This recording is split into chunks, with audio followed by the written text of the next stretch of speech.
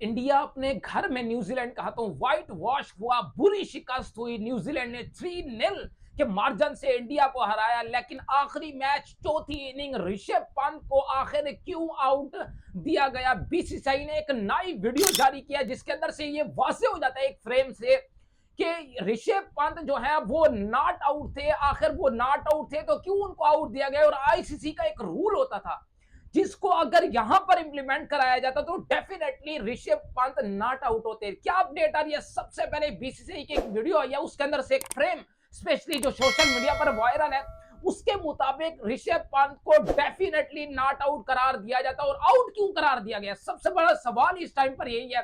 तो सबसे पहले आप ये पिक्चर देखें, इस पिक्चर में आपको 2 से 3 चीजें समझ आ रही हैं।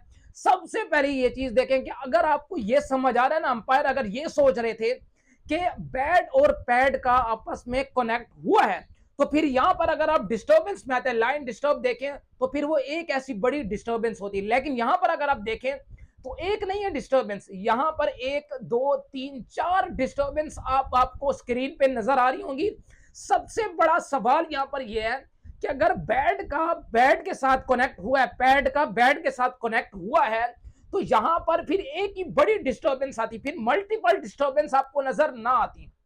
इसी के लिए आगे देखें, अब बॉल और बैट का कनेक्ट देखें। अब लेफ्ट हैंड पिक्चर में अगर आप लेफ्ट हैंड साइड पे अगर आप देख रहे हैं तो काफी gap between bat and ball आपको नजर आ रहा है अपनी स्क्रीन के ऊपर। ठीक है, यहां पर इस क्योंकि एक सेकंड के अंदर 25 फ्रेम होते हैं, तो उसके अंदर से ये फ्रेम जो सोशल मीडिया पर वायरल है, इस फ्रेम के तहत अगर ये डिसीजन किया जाए कि ऋषभ पंत जो है वो क्यों आउट करार दिए गए थे, सवाल सबसे बड़ा है ये।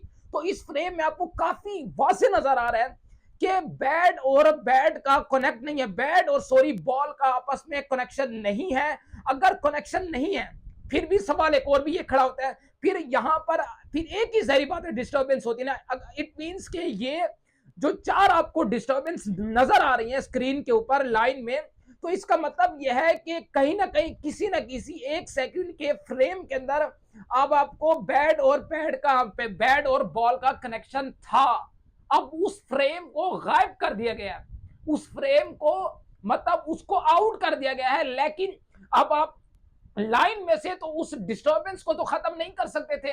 अब अगर आप देख लें एक फ्रेम को, अगर आप इसी फ्रेम पर ये डिसीजन करते हैं कि ऋषभ पंत जो थे वो नॉट आउट थे, उनका यहां पर इस फ्रेम का, अगर आप इस फ्रेम को सामने रख के ये डिसीजन करते हैं कि ये तो फिर नॉट आउट नजर आ रहा है, क्योंकि बॉल और बैट के बीच क्लियर गैप नजर आ रहा है। लेफ्ट हैंड पिक्चर में अगर आप देखते हैं तो यहां पर तो क्लियर नजर आ रहा है कि बैट जो है वो बॉल से तकरीबन थोड़ा सा दूर है, 1 सेंटीमीटर दूर है, या अगर थोड़ा बिल्कुल मामूली गैप जरूर नजर आता है आपको बिटवीन बैट एंड बॉल।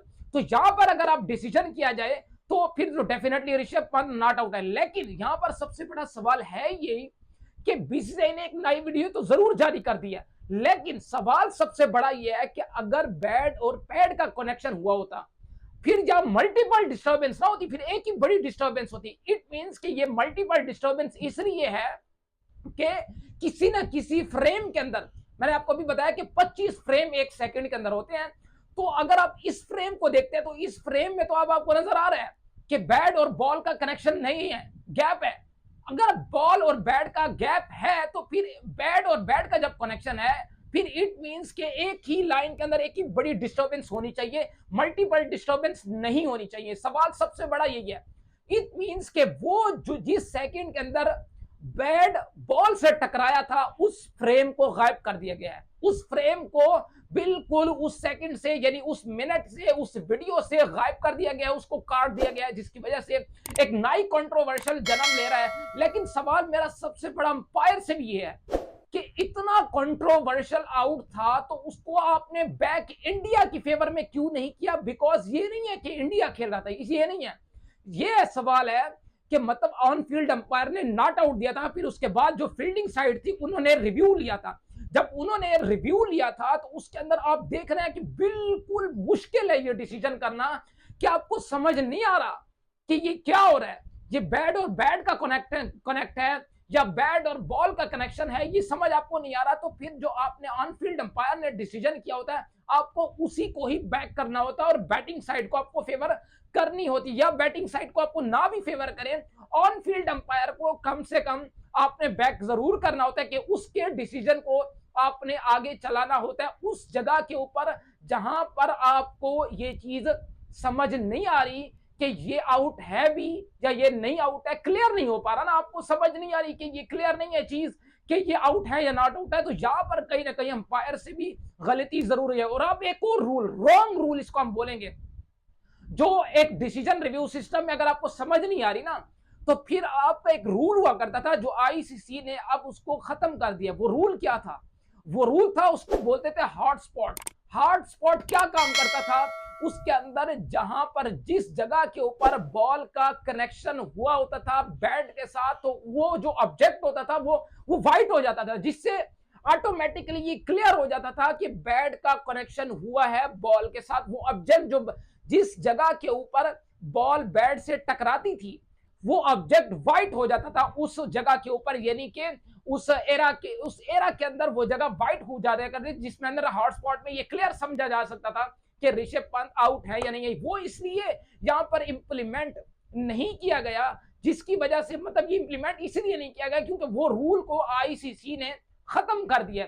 उस रूल को इसलिए खत्म किया गया था आज से कुछ अरसा पहले, तकरीबन 2 से 3 साल पहले उस रूल को, हॉटस्पॉट के रूल को खत्म कर दिया गया था। वो इसलिए क्योंकि कुछ प्लेयर होते थे वो अपने जो बल्ले के ऊपर जेल वगैरह लगा कर आते थे, जिसकी वजह से हॉटस्पॉट में जब चीजें नजर आ रही थी तो वो जिस जगह पर जेल वगैरह लगी होती थी ना, उस जगह को और हॉटस्पॉट जो है वो व्हाइट दिखा देता था, जिसके अंदर से और चीजें समझ नहीं आती थी कि ये बॉल बैट से टकरा रही है नहीं टकरा रही। बहरहाल उस चीज में काफी काफी मसले मसाइल आईसीसी को दरपेश थे, जिसकी वजह से आईसीसी ने उस हॉटस्पॉट के रूल को खत्म करके ये जो डिसीजन रिव्यू सिस्टम डीआरएस को आईसीसी ने इंक्लूजन कराया था, इसका तकरीबन ये 4 साल पहले ये इंक्लूजन इसका हुआ था। बहरहाल उसके बाद अगर यहां पर वो रूल होता तो ये वाजे हो जाता कि ऋषभ पंत आउट थे या नॉट आउट थे। ये अभी तक सबसे बड़ा कंट्रोवर्शियल सोशल मीडिया पर ये चल रहा है कि आखिर अंपायर ने ऑन फील्ड अंपायर को बैक क्यों नहीं किया, उनके डिसीजन को आगे क्यों नहीं चलाया उस जगह के ऊपर जहां पर